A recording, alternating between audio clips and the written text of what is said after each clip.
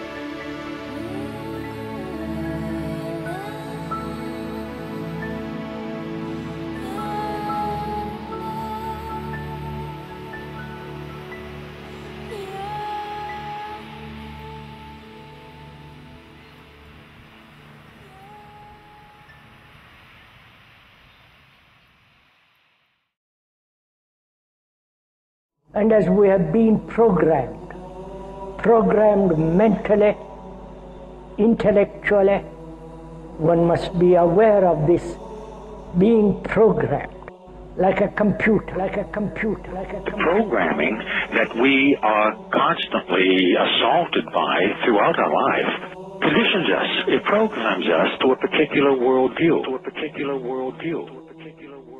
Is they are absolutely propagandizing the world with all of their theses about the nature of the universe that we live in, where we come from, our origins, the origin of the universe, and so forth.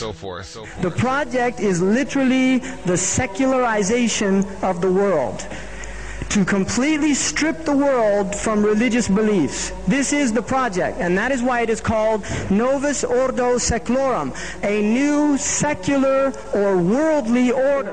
A new study says the news media have been pushing a gospel of godlessness on the American public. Sure, it's hard for some of you to believe, but you will never see it more clearly than you will today. I mean, it's just so amazing. The creationists were right all along. To be honest, they just didn't have the argumentative skills. All of you are engaged in running your mouths, doing your business, multiplying, buying houses, cars, business, whatever you're doing. And when you're told about God, religion, life, morality, you're saying, look, I ain't got no time for that.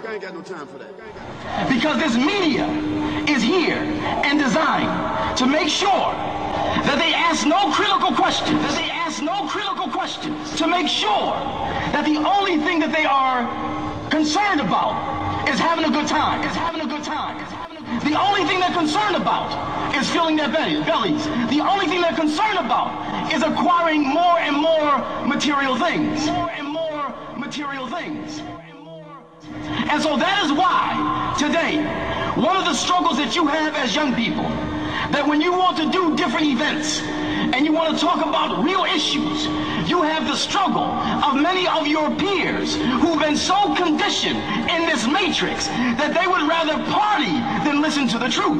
They would rather party and shop and go to the mall than to stand up for issues of justice. They're stuck in the matrix. This second installment of Everyday Faith Eye-Gathering began with the question, if you were being prosecuted for being a representative or one who represents Jesus Christ, would there be enough evidence to convict you? As a critical part of the process, it is absolutely necessary to understand at least something of what we are up against. What we are up against today is something that's much different than the classical atheism of the past.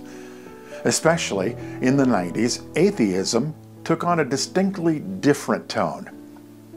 Instead of having a philosophy of lack of belief in God, what has become coined as the new atheist is one who believes that God doesn't exist, but also that religion itself is evil and the cause for all that is wrong and immoral in the world and needs to be eradicated. This makes new atheism arguably evangelistic atheism, atheists who are aggressively attempting to win converts. Because of that, Christians need to become aware of what is attempting to convert their friends and family members. Now, listen, they don't have to become educated in the higher scientific disciplines. They don't really even have to understand all of its propositions, but they do need to have a grasp on how they evangelize and be able to present evidence for faith beyond quoting memorized Bible verses and thinking that God will handle the rest. After all, I have faith, I'm sincere. The Great Commission dictates that we use our minds. What many Christians don't realize is that they are not being unscientific to have faith, and there are many forms of evidence for the meaning of life that cannot be answered by science alone. But more on that later. New atheism's publicists like Richard Dawkins add to the belief that religion is evil and that religious people need to be openly, aggressively, publicly mocked. When I meet somebody who claims to be religious, my first impulse is don't believe you. I don't believe you until you tell me, do you really believe, for example, if they say they're Catholic, do you really believe that when a priest blesses a wafer, it turns into the body of Christ? Are you seriously telling me you believe that? Are you seriously saying that wine turns into blood? Mock them, ridicule them.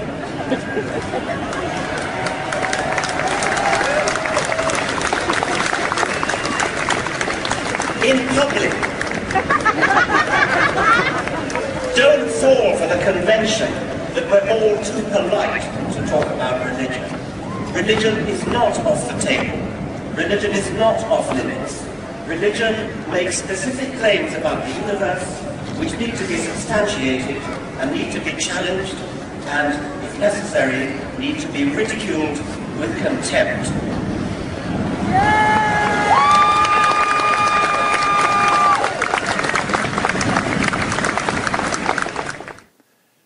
Richard Dawkins is best known for his book, The God Delusion.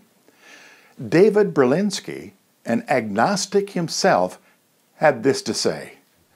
Segment 1, Scientific Pretensions, from The Devil's Delusion, quote, "A great many men and women have a dull, hurt, angry sense of being oppressed by the sciences. They are frustrated by endless scientific boasting. They suspect that the scientific community holds them in contempt. They are right to feel this way." Close quote. Explain that. It seems to me that anyone living in the United States, or even in Europe, I mean, this isn't purely an American phenomenon, has this feeling that there are a group of experts, a band of happy experts. And as experts will do, they derive enormous pleasure from telling the rest of us how to think, what doctrines to uphold, what positions to defend. And this conspiracy among experts, if it is delivered in small, manageable doses, for example, in a doctor's office, one is generally happy to receive it. Doctors know what you're talking about. Yeah, take an injection, that's fine. But as a cultural, as a social, as an ideological phenomenon, it gets on everyone's nerves after a while. I mean, what headline in any newspaper is more apt to provoke a sense of aggression and disbelief than "scientists say"? Now, you know what's coming afterwards. It's not the scientists saying anything. It's the political relations department of the scientific community, their publicity apparatus. They're telling the scientists what the scientists think they should say to the public. And within 24 hours, what serious scientists say has changed overnight. Look at the history of medicine over the last 50 years. One triumphant imbecility after another revealed to be a fraud. So there's a deep, and I think my words were well chosen, deep, hurt, perplexed sense of being oppressed by a scientific community that in many respects doesn't know what it's talking about. Not all, obviously not all. But and in this book, the particular form the boastfulness takes that you wish to refute is scientists saying, yeah, we've discovered that there is no God. No. And we know there's no God because we are scientists. Exactly. And you don't, all right. Exactly. Let me quote from The Devil's Delusion again, David. "In many respects, the word naturalism comes closest to conveying what scientists regard as the spirit of science, the source of its superiority to religious thought. But what reason is there to conclude that everything is, to quote philosopher Alexander Byrne, an aspect of the universe revealed by the natural sciences? There is no reason at all." Close quote. Now, you need to unpack that for us, but my layman's stab at it is the sciences properly construed have access only to the material world, what we can perceive through our five senses, and there's no reason to suppose that that encompasses all the world or all of reality. Is that the right way? I think that's a good way. It's a partial way. Certainly, I would reject the idea that the sciences have exclusive access to the material world.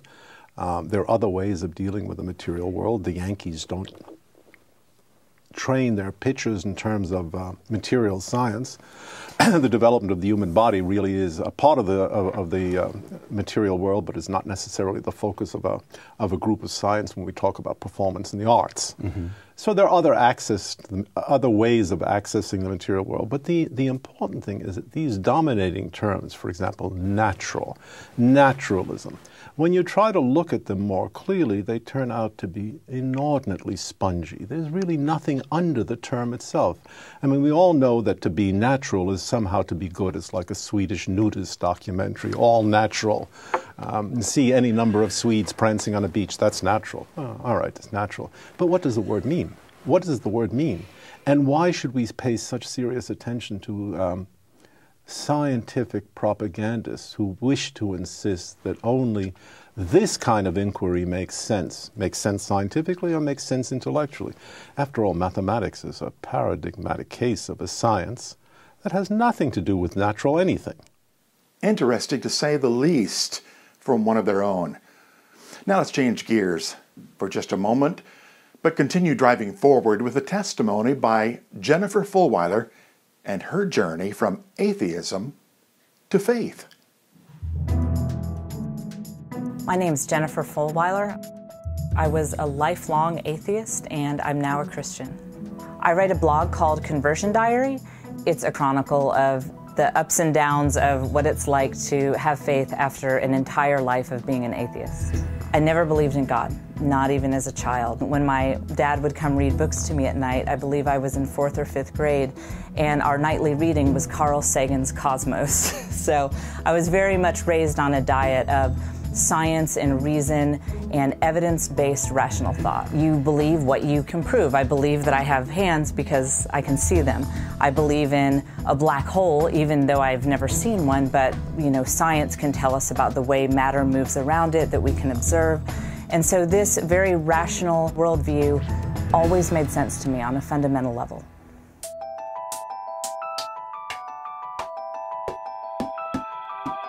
Before I got to the point that I could really start researching faith with an open mind, something had to happen.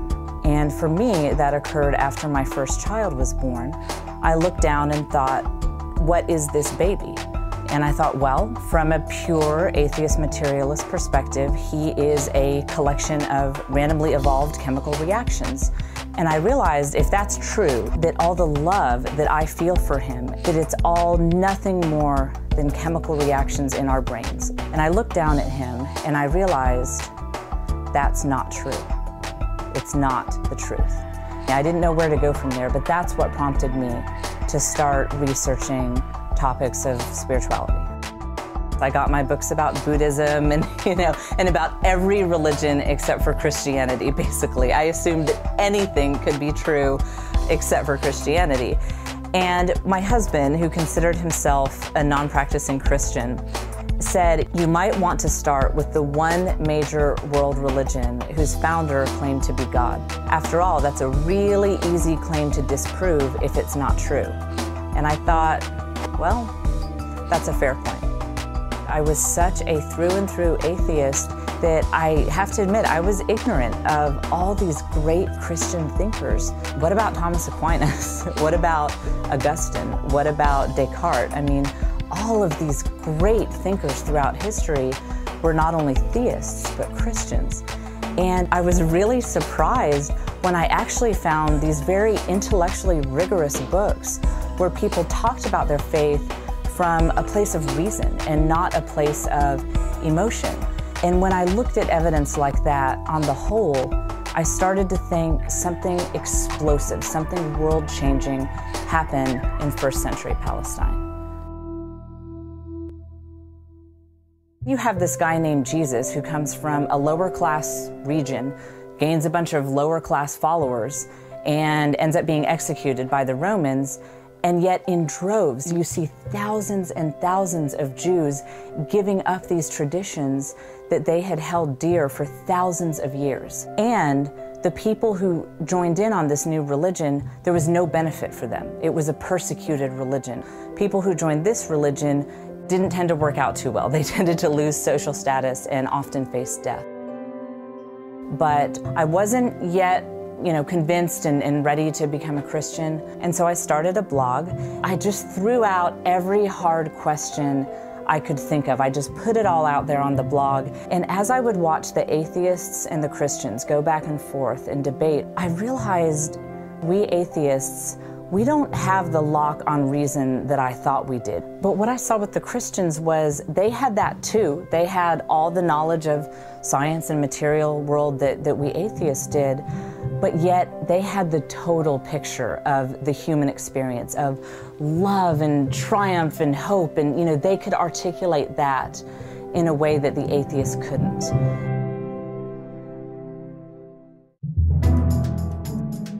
It wasn't until after I had made the intellectual decision to become a Christian that I think I finally believed it in my heart.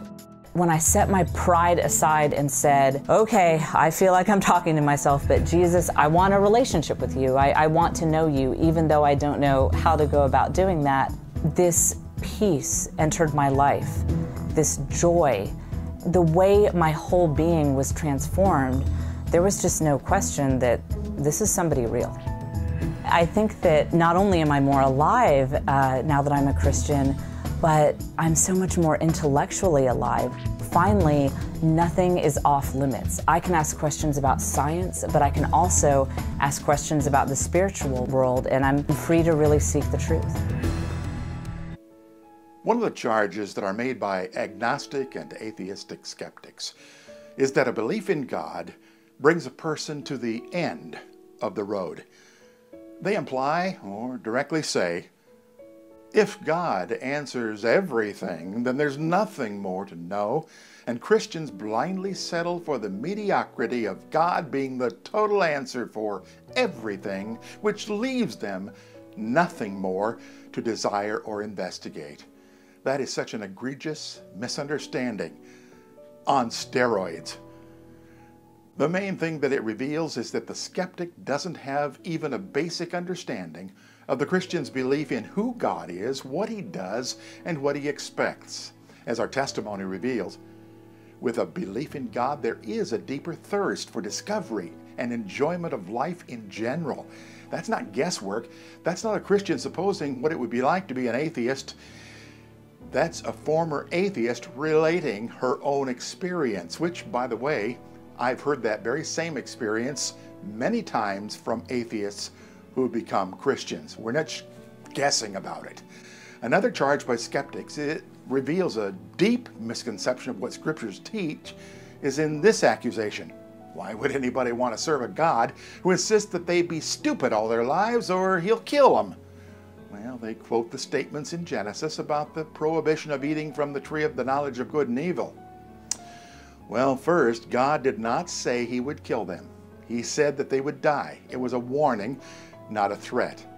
It was saying something like, put your hand in an unprotected open flame, and you are going to be burned.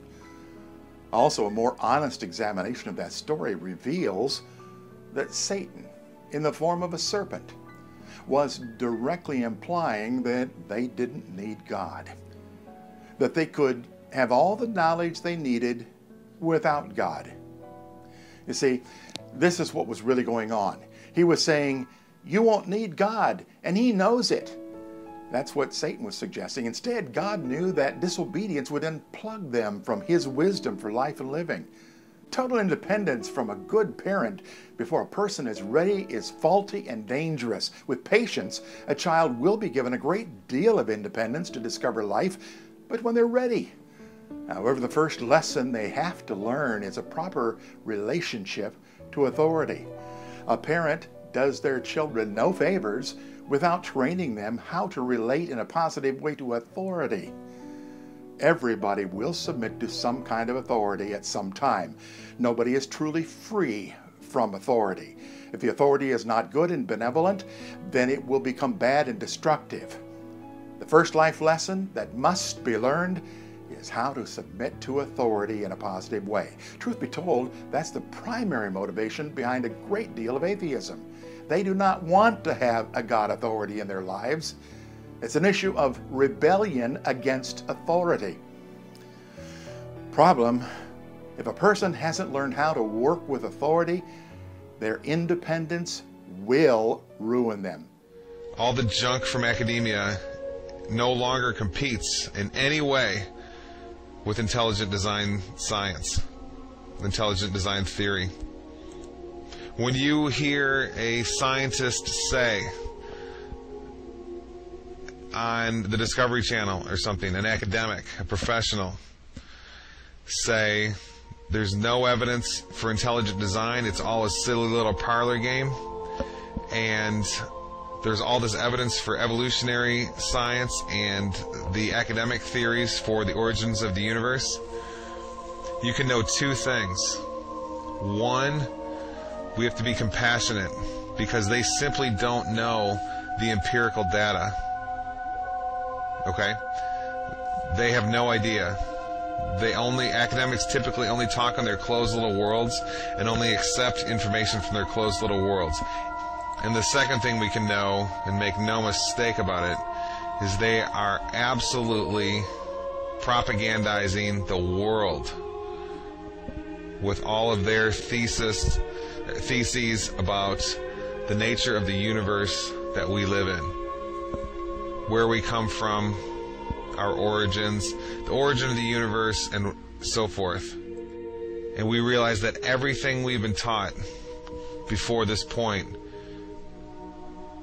by the professionals were lies. And we can prove it up and down all over the place. Up and down all over the place. Up and down all over the place. And down all over the place. Again, it's very important that I repeat, a Christian isn't or shouldn't be at war with the value of scientific discovery. But our claim is this, that scientism is not necessarily scientific. I'll repeat that. All claims of scientism, which is a system of atheistic worldview science, is not necessarily actual science. We respect actual science when it is being used to do what it is designed to do. The very idea of proving something is only subject to the laws of mathematics, physics, and hard sciences. The language of proof applies only to them.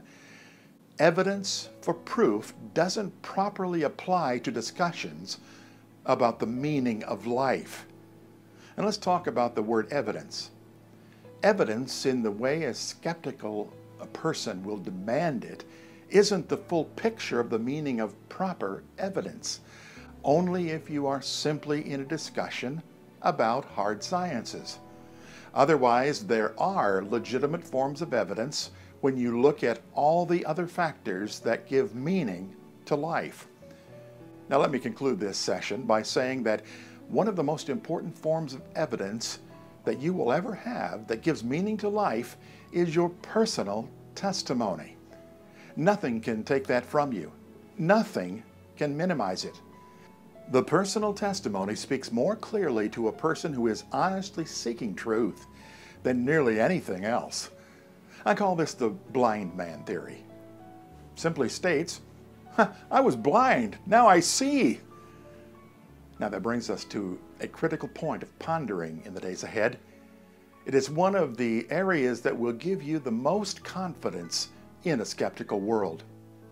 Of Jesus it is said, he went about doing good and healing all those who were oppressed. Now, the original language gives strong implication and justification that these good works and lifting of oppression was something far more than reproducing something that a human agency could produce. The language implies supernatural energy and power within the good works. So, let me end this program today where we began. It's a question for you personally. It's not a question that can be answered by pointing to what your church believes or doesn't believe. It points to your personal experience. If you were put on trial as a representative of Jesus, would there be enough evidence to convict you? If not, let's stay with this and learn how. If the answer is yes, well, let's just find out how we can improve upon that and have more evidence. Our times and our loved ones are depending on it. Until next time, I'm Gary Ellis.